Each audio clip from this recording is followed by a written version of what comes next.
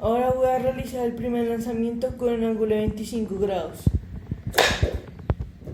La distancia del ángulo de 25 grados fue 2 metros 80 y el tiempo fue 0.60 segundos.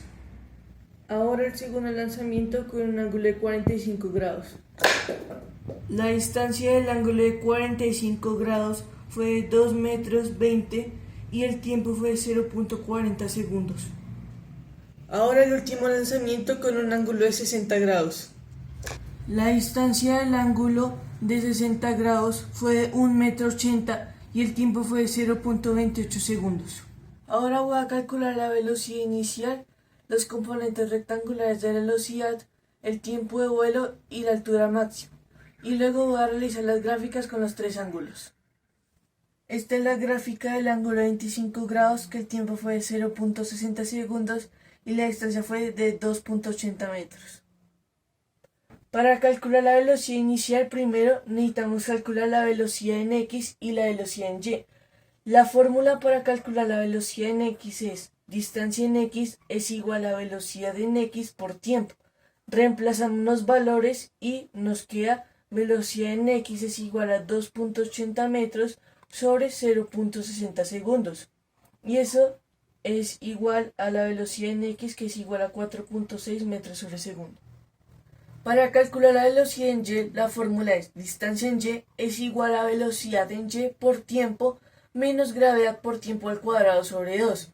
La distancia en Y es igual a 0 porque no hubo ningún desplazamiento en Y.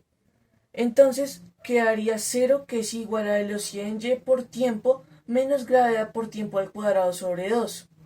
Luego reemplazamos los valores y nos queda 9.8 metros sobre segundo al cuadrado por 0.60 segundos cuadrado sobre 2, que es igual a velocidad en Y por 0.60 segundos.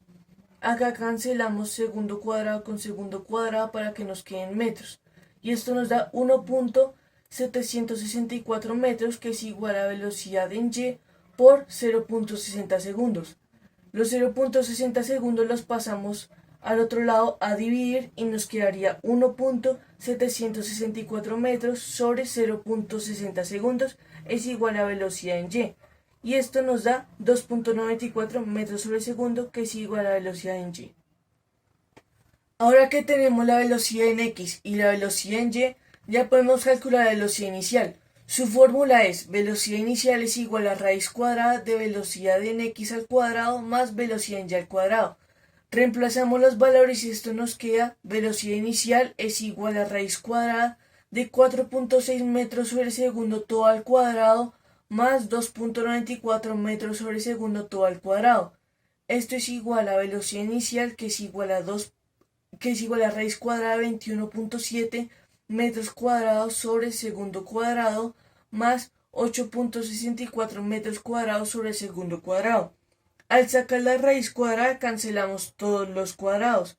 Entonces esto sería que velocidad inicial es igual a 5.51 metros sobre segundo. Ahora voy a calcular los componentes rectangulares de la velocidad en X y en Y. Primero en X. La velocidad en X es igual a velocidad sub 0 en X por el coseno del ángulo. La velocidad sub 0 en X ya la tenemos, que fue 4.6 metros sobre segundo. Lo reemplazamos y lo multiplicamos por el coseno de 25 grados. Y esto nos da que la velocidad en X es igual a 4.16 metros sobre segundo. Para la velocidad en Y, la fórmula es velocidad en Y es igual a la velocidad sub 0 por el seno del ángulo. La velocidad sub 0 en Y fue 2.94 metros sobre segundo. Lo reemplazamos y lo multiplicamos por el seno de 25 y esto nos da que velocidad en Y es igual a 1.24 metros sobre segundo. Para calcular el tiempo de vuelo necesitamos la siguiente fórmula. Tiempo de vuelo es igual a 2 veces la velocidad sub 0 por el seno del ángulo sobre gravedad. Como velocidad sub 0 por el seno del ángulo es igual a velocidad en Y, entonces reemplazamos. Y esto quedaría que tiempo de vuelo es igual a 2 veces la velocidad sub Y sobre gravedad. Reemplazamos los valores y esto quedaría que tiempo de vuelo es igual a 2 por 1.24 metros sobre segundo sobre 9.8 metros sobre segundo cuadrado. Esto es igual a 2.48 metros sobre segundo sobre 9.8 metros sobre segundo cuadrado. Cancelamos los metros y el cuadrado con el segundo, y esto quedaría que tiempo de vuelo es igual a 0.25 segundos. Ahora voy a calcular la altura máxima. Para esto se necesita la siguiente fórmula. Altura máxima es igual a velocidad sub 0 al cuadrado por el seno al cuadrado del ángulo sobre 2 veces la gravedad. Reemplazamos los valores y esto es altura máxima es igual a 5.51 metros sobre segundo todo al cuadrado, que fue la velocidad inicial que ya encontramos, por el seno al cuadrado de 25 sobre 19.6 metros sobre segundo al cuadrado. Esto es igual a 30.36 metros cuadrados segundo cuadrado por 0.42 al cuadrado sobre 19.6 metros sobre segundo cuadrado. La altura máxima es igual a 30.36 metros cuadrados sobre segundo cuadrado por 0.17 sobre 19.6 metros sobre segundo cuadrado. Cancelamos segundo cuadrado con segundo cuadrado y metros con el cuadrado. Y esto quedaría que la altura máxima es igual a 0.26 metros para el ángulo de 25 grados. Para el ángulo de 45 grados utilicé las mismas fórmulas pero con diferentes valores. El tiempo es de 0.40 segundos y la distancia es de 2.20 metros. Para la velocidad en X me dio 5.5 metros sobre segundo y la velocidad en Y me dio 1.96 metros sobre segundo.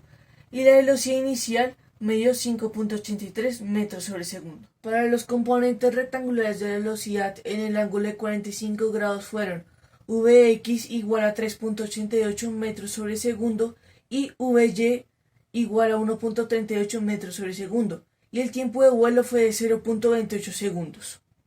Por último, la altura máxima en el ángulo de 45 grados me dio 0.84 metros. Para el ángulo de 60 grados utilicé las mismas fórmulas. La velocidad inicial en X fue de 6.42 metros sobre segundo y en Y fue de 1.37 metros sobre segundo. Y la velocidad inicial fue de 6.56 metros sobre segundo. Los componentes rectangulares de la velocidad en el ángulo de 60 grados fueron Vx igual a 3.21 metros sobre segundo y Vy igual a 1.18 metros sobre segundo, y el tiempo de vuelo fue de 0.42 segundos. Por último, la altura máxima en el ángulo de 60 grados fue de 1.60 metros. Estas son las gráficas que describen el movimiento en los tres ángulos de lanzamiento. Tenemos tres situaciones: la situación 1, que es con el ángulo de 25 grados, la situación 2 con el ángulo de 45 y la situación 3 con el ángulo de 60. Y tenemos cuatro gráficas: velocidad en Y con respecto al tiempo, velocidad en X con respecto al tiempo, posición en Y con respecto al tiempo y posición en X con respecto al tiempo. La gráfica de velocidad en Y con respecto al tiempo, vemos que todas las líneas no parten de cero porque necesitan una velocidad inicial. La velocidad de X con respecto al tiempo, la velocidad no parte de cero y se mantiene constante en el tiempo, por eso es paralela. En la gráfica de posición en Y con respecto al tiempo, vemos que todas empiezan en cero y van aumentando hasta que empiezan a disminuir para llegar otra vez a cero. Y en la gráfica de posición en X con respecto al tiempo, todas parten de cero y van creciendo en línea recta.